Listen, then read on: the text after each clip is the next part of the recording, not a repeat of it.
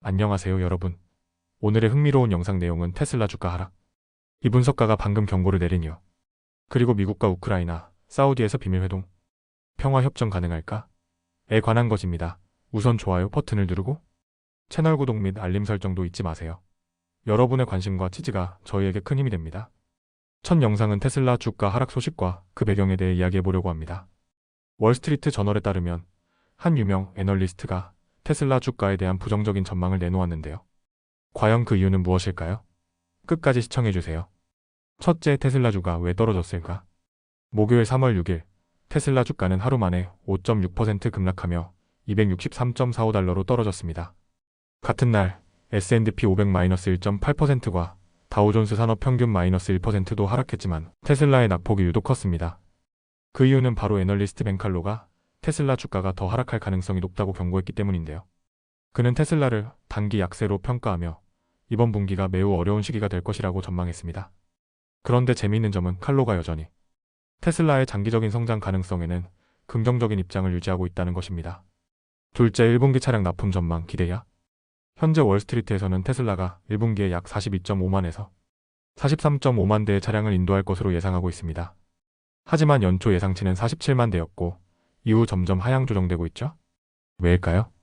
중국과 유럽 시장의 판매 부진이 주요 원인으로 꼽힙니다. 모델 Y 리프레시 생산 중단으로 인해 공급 문제가 발생했습니다. CEO 일론 머스크가 도널드 트럼프 대통령과 연관되면서 소비자 수요에 영향을 줄 가능성이 커졌습니다. 벤 칼로는 이러한 이유로 1분기 테슬라 판매량이 38.7만 대를 조금 밑돌 것으로 예상했습니다. 이는 월가의 평균 예상보다 낮은 수치입니다. 셋째, 테슬라 올해 판매량 목표 달성 가능할까? 칼로는 올해 테슬라가 200만 대 이상 판매할 것으로 전망했습니다. 이는 월가의 예상보다 약간 높은 수치인데요. 하지만 그는 단기적으로는 주가가 더 하락할 가능성이 크다고 보고 있습니다. 참고로 테슬라 주가는 올해 들어서만 약 31% 하락했습니다. 그럼에도 불구하고 칼로는 테슬라가 장기적으로는 여전히 AI 분야에서 중요한 역할을 할 것이라며 긍정적인 입장을 유지하고 있습니다. 그렇다면 그의 테슬라 목표 주가는 얼마일까요? 기존 440달러에서 370달러로 하향 조정되었습니다. 넷째, 벤 칼로의 예측은 얼마나 정확할까? 사실 칼로는 지난 2024년 1월에도 테슬라 주가 하락을 정확히 예측한 바 있습니다. 그는 델라웨어 법원 일론 머스크의 급여 패키지를 무효화한 사건이 주가에 부정적인 영향을 미칠 것이라고 분석했는데요.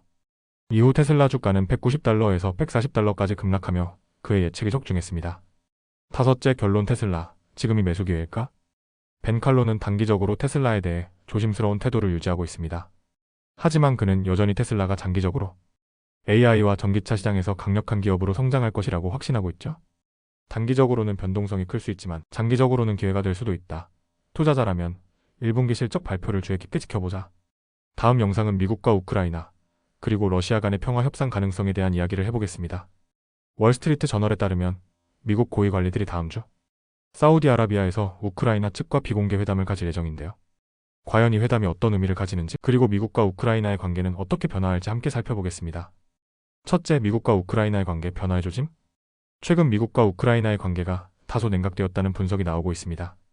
트럼프 전 대통령은 우크라이나가 미국의 군사적 지원에 대해 충분히 감사하지 않는다며 비판했고 이에 대한 갈등이 커졌었죠.